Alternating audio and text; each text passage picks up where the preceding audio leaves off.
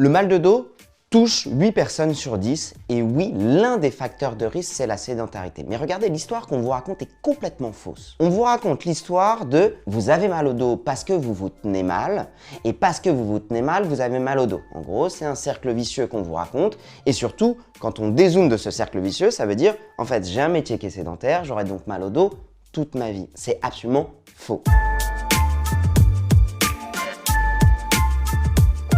Pourquoi vous avez mal aujourd'hui? C'est que quand j'ai entre 25 et 55 ans, je cumule la sédentarité, je cumule la dette de sommeil, je cumule un nouveau job avec parfois des responsabilités, je cumule des contraintes financières que je n'avais pas quand j'étais chez papa-maman et que j'espère ne pas avoir quand j'aurai fini ma carrière. Donc ce qui fait que le mal de dos s'installe, c'est principalement pour une accumulation de facteurs de risque. Qu'est-ce qui fait qu'un mal de dos peut devenir chronique et ne pas passer? C'est justement, face à un épisode douloureux, de rester dans son lit, d'avoir extrêmement peur, de prendre énormément de médicaments et surtout se dire « j'aurai mal au dos toute ma vie ». Concernant la douleur, ce n'est pas l'intensité qui prédit l'évolution. En fait, vous pouvez avoir très mal pendant un court instant, de 3 jours, sur quelque chose de tout à fait bénin. Un muscle qui se crampe sur un lumbago, c'est extrêmement douloureux et c'est tout à fait bénin. À l'inverse, par exemple, quelqu'un qui va perdre du poids, qui va être fatigué en permanence, qui va avoir une atteinte sur son état général, qui va plus être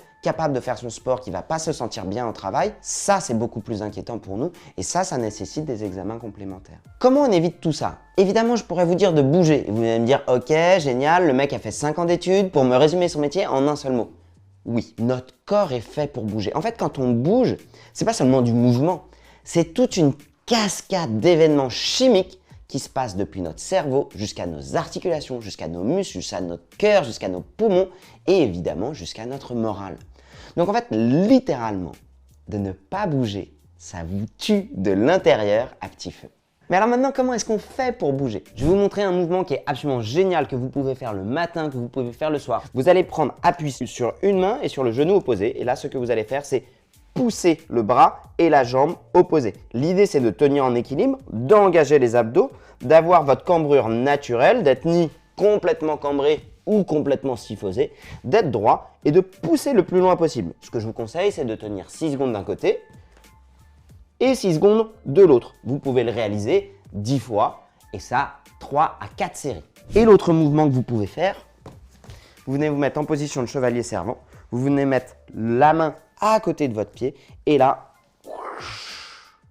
vous pivotez sur le côté. Ça, c'est trop bien pour étirer les lombaires, étirer le diaphragme, étirer vos épaules et bouger. Alors, un conseil super simple que je vous propose de faire au bureau justement pour amener du mouvement quand vous n'avez pas beaucoup de stratégie. Une fois que vous êtes assis, vous allez partir du bassin. Et là, ce que vous allez imaginer, je ne sais pas si je peux le dire, c'est que vous allez pisser au plafond. En fait, vous allez amener complètement votre bassin vers l'arrière et monter votre pubis. En faisant ça, vous allez tout simplement amener de la mobilité au niveau de votre bassin et au niveau de vos lombaires. Et quand vous allez être arrivé au bout, vous continuez de vous enrouler avec vos lombaires, vos dorsales, vos omoplates et la tête. Ensuite, ce que vous allez faire, c'est que vous allez venir chercher l'inverse. Je déroule mon dos, je déroule mes lombaires, j'enroule mes épaules vers l'arrière et ma tête. Tout simplement pour amener de la diversité dans vos mouvements. Un second mouvement que je vous propose qui est très intéressant, c'est de faire la même chose, mais plus spécifiquement au niveau des cervicales. Vous mettez votre doigt ici, et là, ce que vous allez faire, c'est faire le pigeon. Alors celui-là, il donne un peu l'air couillon, je suis désolé, c'est vraiment la tête qui part en arrière. En faisant ça, en fait, ce que vous allez faire, c'est que parfois, certains d'entre vous sont beaucoup devant l'ordinateur. Donc en fait, en faisant ça, vous allez les ramener un peu en position d'étirement et de contraction. Donc, de faire ça, c'est excellent pour vos muscles, pour vos disques, notamment si jamais vous avez parfois des maux de tête, ça peut aussi être efficace. Un troisième que j'aime bien et qui fait bien le taf, c'est l'étirement au niveau des trapèzes. Vous allez venir mettre la main sous la fesse opposée. Ce que vous pouvez faire ensuite, c'est mettre la main en cuillère au-dessus de l'oreille et venir amener la tête sur le côté. Vous inspirez et vous soufflez. Vous allez sentir tout le trapèze qui s'étire. Bougez, à savoir, si possible, au moins 1 heure à 1h30 par jour. Si vous allez prendre les transports en commun, si jamais vous allez travailler à vélo, si jamais vous allez voir un ami pour prendre un café et que vous décidez juste de ne pas prendre le métro et de faire les 25 minutes de marche, gling gling, c'est 25 minutes de marche au compteur. Donc va marcher, va bouger, accepte de te planter, accepte que ce soit inconfortable, accepte d'avoir le regard des autres. Tu te dis, dis donc, je suis en train de passer pour un con là. Oui, et on est tous passés par là.